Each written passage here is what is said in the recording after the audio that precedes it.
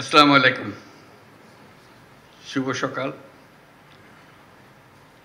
আজকে একটা আনন্দের দিন, স্পেশাল সিকিউরিটি ফোর্সের প্রতিষ্ঠা বার্ষিকী। সে আনন্দ নিয়েই আজকে আমাদের যাত্রা শুরু, কিন্তু বৃষ্টি আসাতে কিছু অসুবিধারও সৃষ্টি হয়েছে। সামনে দেখলাম খুব সাজানো গোছানো হয়েছে, কিন্তু আমরা ব্যবহার করতে পারবো কিনা সেটা। তো বৃষ্টি আমাদেরকে দমাতে পারবে না, আমাদের উৎসাহকে দমিয়ে রাখতে পারবে না। আজকে আনন্দের বিশেষ কারণ আছে। যে সিকিউরিটি ফোর্স, স্পেশাল সিকিউরিটি ফোর্সের কথা আলাপ করছি, তার বৈশিষ্ট্যকে কেন্দ্র করে। এটার বৈশিষ্ট্য হলো, আমি যতটুকু বুঝি, সর্বোত্তমকে একত্র করা। আমাদের ফোর্সেসের যত জায়গা, যত কিছু আছে, যারা আছেন তাদের মধ্য থেকে বেস্ট অফ দ্য বেস্ট, তাদেরকে একত্র করে জাতির সর্বোচ্চ পর্যায়ে আমাদের প্রস্তুতি, আমাদের সাহস, আমাদের কাজে দক্ষতা, এটাকে ডিফাইন করা। এটাই হলো special forces, special security force. এটা আমার দৃষ্টিতে অনেকটা অলিম্পিকের মতো, যে ন্যাশনাল অলিম্পিকে দেশের সেরা যারা ক্রীড়াবিদ তারা এসে প্রতিযোগিতায় নামে, তার মধ্যে থেকে সর্বোচ্চ বাছাই হয়। সে বছরের সর্বোচ্চ, কিন্তু জাতির সর্বোচ্চ। এই বছরের সর্বোচ্চ জাতির সর্বোচ্চ নাও হতে পারে। জাতির সর্বোচ্চ হয়তো 3 বছর আগে একজন ডিফাইন করে গেছে, এখনো সেখানে পৌঁছে নেই, এবার পৌঁছতে পারেনি। কাজে আমরা ক্রমে ক্রমে জাতির সর্বোচ্চটা ডিফাইন করি, এর যে আমরা প্রস্তুতি নিতে পারি। সেটা শারীরিক, সেটা মানসিক। এই ক্ষেত্রে শারীরিক, মানসিক এবং প্রযুক্তিগত আমাদের বেস্ট কি, আমাদের সর্বোচ্চ কোথায়, সেটাকে ডিফাইন করে। কাজেই এইরকম একটা ফোর্স, তার প্রতিষ্ঠা বার্ষিকী আমাদের জন্য এটা মস্ত বড় আনন্দের দিন, উৎসাহের দিন, উৎসবের দিন। এটা শুধু নিজের দেশে, যে বললাম একটা ন্যাশনাল অলিম্পিক, কিন্তু একটা গ্লোবাল অলিম্পিকও আছে, ওটাও মনে রাখতে হবে। আমাদের নিজেদের জাতীয় সর্বোচ্চতে সন্তুষ্ট থাকলে হবে না, সেই জাতীয় সর্বোচ্চ বিশ্ব সর্বোচ্চের মধ্যে কোথায় আছে। আমরা জাতীয় সর্বোচ্চ দেখলাম আমরা কোথায় কি আছি, কিন্তু দেখা গেল বিশ্ব সর্বোচ্চ বহু উপরে।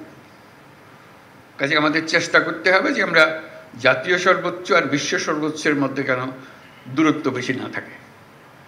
আমরা নিজেদেরকে সর্বোচ্চ ডিফাইন করলাম, নিয়ে আসলাম, উৎসব করলাম, সঙ্গে সঙ্গে ওই প্রতিযোগিতা আমাদের মনে থাকতে হবে, বিশ্ব প্রতিযোগিতা। এটা হলো স্পেশাল ফোর্সের একটা নিজস্ব দায়িত্ব আছে, সেটা পালন করবো, অবশ্যই করবো। কিন্তু সঙ্গে সঙ্গে আমাদের ওটাও মনে রাখতে হবে, এই দায়িত্ব পালন করার ঘটনা না ঘটতে পারে, ঘটার সম্ভাবনা ক্ষীণ, কিন্তু প্রস্তুতি হবে আমাদের বিশ্ব সর্বোচ্চের পর্যায়ের মধ্যে।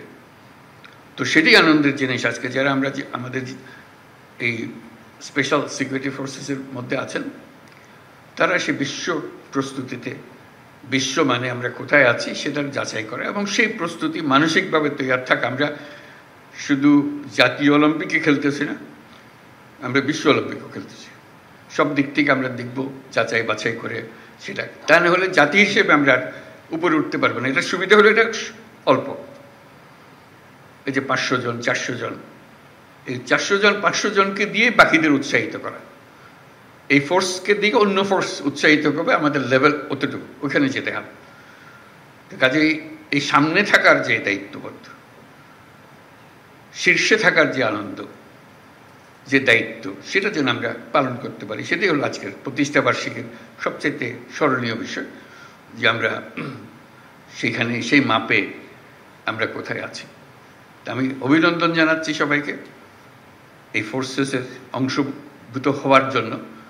এটা একটা বড় প্রতিযোগিতার বিষয় যে আমরা এটার অংশ হতে পেরেছি এবং হওয়ার সঙ্গে সঙ্গে দায়িত্বও বাড়ল। এটা যেন আমরা নামিয়ে না ফেলি, আমাদের যে মান সে মানে যেন আমরা নিচের দিকে না গিয়ে বরং উপরের দিকে আমরা উঠিয়ে দিতে পারি। প্রতিবার যখন এই ফোর্সেস গঠন হয় সেই গঠনের মধ্যে আমরা প্রতিবারই ধাপে ধাপে উঠছি ও বিশ্বমানের কাছাকাছি চলে যাচ্ছি, এরকম যেন আমরা মনে রাখতে পারি।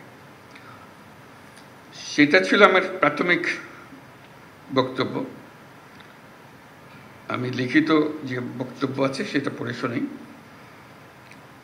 এসএসএফ এর ৩৯তম প্রতিষ্ঠাবার্ষিকী উপলক্ষে আয়োজিত এই অনুষ্ঠানে আমাকে আমন্ত্রণ করার জন্য ধন্যবাদ। প্রতি বছরের নিয়ে এবছরও এসএসএফ প্রতিষ্ঠাবার্ষিকী পালন করছে। এসএসএফ অন্য বাহিনীর তুলনায় একটি ক্ষুদ্র বাহিনী, তবে এর কাজের গুরুত্ব এবং সংবেদনশীলতা অনেক বেশি। এই বাহিনী আমার নেতৃত্বে ও তত্ত্বাবধানে পরিচালিত হয়। এসএসএফ একটি প্রশিক্ষিত ও সুশৃঙ্খল বাহিনী যারা আমার ও রাষ্ট্রপতির সার্বক্ষণিক নিরাপত্তা নিশ্চিত করে। এটা একটা দায়িত্ব। আমি যেটা বললাম সে দায়িত্বেরও বাইরে আরেকটা দায়িত্ব আছে, সেটা হলো বিশ্বমানে চলে যাওয়া। দেশের মান যেটা, সেটা আমাদের কারণে, এই বছরের কারণে আমরা যেন জাতীয় মানে নিচে না নামি, বরং জাতীয় মানে উপরে উঠি, আর হলো বিশ্বমানের কাছাকাছি বা সমকক্ষ হতে পারে। এসএসএফ একটি প্রশিক্ষিত সুশৃঙ্খল বাহিনী যারা আমার ও রাষ্ট্রপতির সার্বক্ষণিক নিরাপত্তা নিশ্চিত করে। বিগত 10 মাসে এসএসএফ দেশে বিদেশে অনেকগুলো গুরুত্বপূর্ণ দায়িত্ব দক্ষতার সঙ্গে পালন করেছে। আমি এসএসএফ এর সার্বিক পেশাদারিত্ব এবং আন্তরিকতা নিয়ে সন্তুষ্ট। এই জন্য এসএসএফ এর সকল সদস্যকে আমার ধন্যবাদ জানাচ্ছি। এসএসএফ বঙ্গভবন সহ আমার বাসস্থান, কার্যালয় এবং সকল ধরনের গমনাগমনের নিরাপত্তা নিশ্চিত করে। এছাড়াও ঢাকার অভ্যন্তরে এবং বাইরে বিভিন্ন অনুষ্ঠানে নিরাপত্তা নিশ্চিতের পাশাপাশি অনুষ্ঠান সুষ্ঠুভাবে সম্পাদনেও উল্লেখযোগ্য ভূমিকা রাখে। সম্প্রতি কক্সবাজার এবং রোহিঙ্গা ক্যাম্প পরিদর্শন, চট্টগ্রাম বন্দর, চট্টগ্রাম বিশ্ববিদ্যালয়ের সমাবর্তন অনুষ্ঠানে এসএসএফ অন্যান্য বাহিনীদের সাথে সমন্বয় করে সফলভাবে নিরাপত্তা নিশ্চিত করেছে। শুধু দেশের অভ্যন্তরেই নয়, দেশের বাইরেও আমাদের রাষ্ট্রীয় সফরগুলোতে এসএসএফ বিভিন্ন দূতাবাস এবং সংশ্লিষ্ট দেশের প্রটোকল ও নিরাপত্তা বাহিনীর সাথে একযোগে কাজ করে সফরসমূহ সাফল্যমণ্ডিত করেছে। এছাড়াও বাংলাদেশে আগত মালয়েশিয়ার প্রধানমন্ত্রী, পূর্ব তিমুরের রাষ্ট্রপতি ও জাতিসংঘের মহাসচিবের রাষ্ট্রীয় সফরের সামগ্রিক নিরাপত্তা এই বাহিনী অত্যন্ত সফলতার সাথে সম্পন্ন করছে। সেজন্য আমি সবাইকে ধন্যবাদ জানাচ্ছি এই উপলক্ষে। বর্তমান বিশ্বে আধুনিক প্রযুক্তি ও তথ্য আদান প্রদান খুব সহজ হবার কারণে নিরাপত্তা হুমকির ধরন ও প্রকৃতি দ্রুত পরিবর্তনশীল। তাই শতভাগ নিরাপত্তা প্রদান করা খুবই চ্যালেঞ্জিং একটা বিষয়। বিভিন্ন সীমাবদ্ধতা সত্ত্বেও এসএসএফ সুষ্ঠুভাবে নিরাপত্তা নিশ্চিত করছে।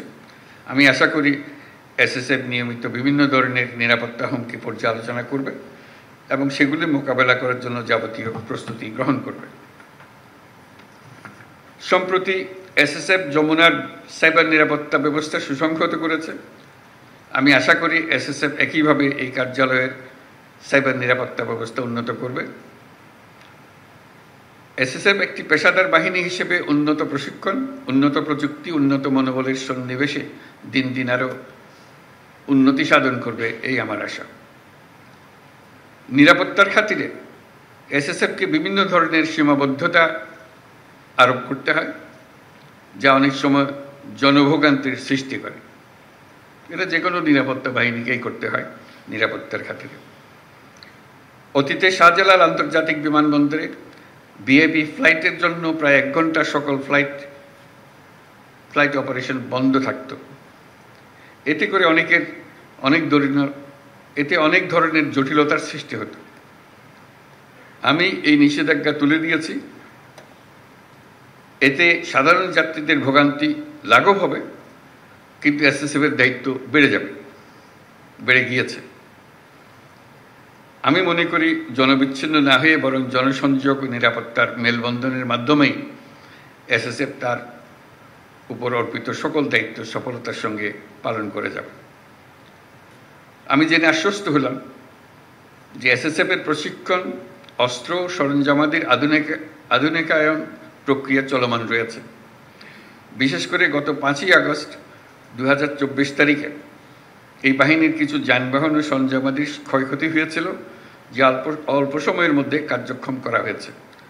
পাশাপাশি বাহিনীর আভিযানিক কার্যক্রম আরও বেগবান ও কার্যকরী করার লক্ষ্যে অত্যাধুনিক অস্ত্র সরঞ্জামাদির ব্যবহার ও দেশে বিদেশে উন্নত প্রশিক্ষণ গ্রহণের মাধ্যমে প্রতিটি সদস্যের সক্ষমতা বৃদ্ধির প্রক্রিয়া অব্যাহত রয়েছে।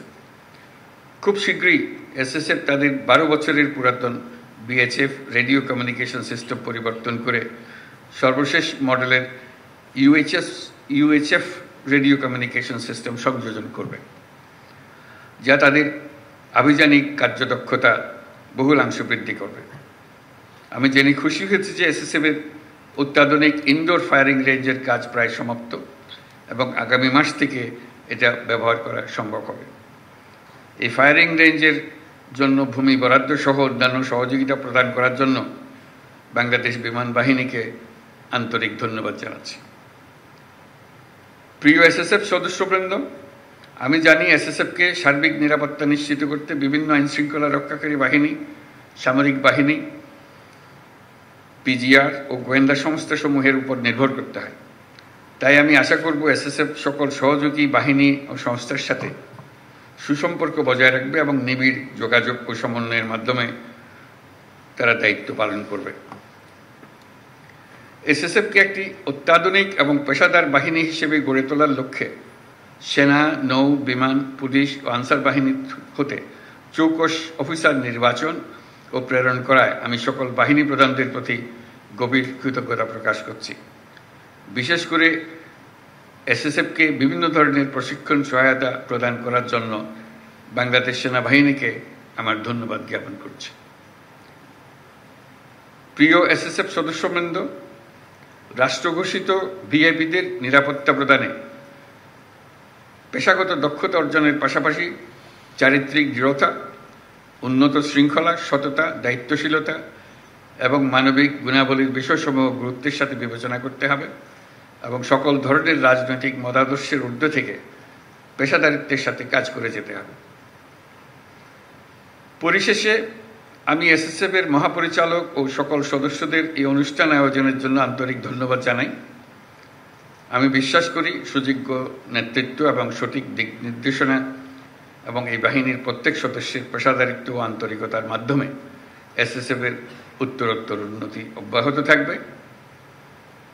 আপনাদের ও আপনাদের পরিবারের সকলের সুস্বাস্থ্য এবং কল্যাণময় জীবন কামনা করে আমি আমার বক্তব্য শেষ করছি।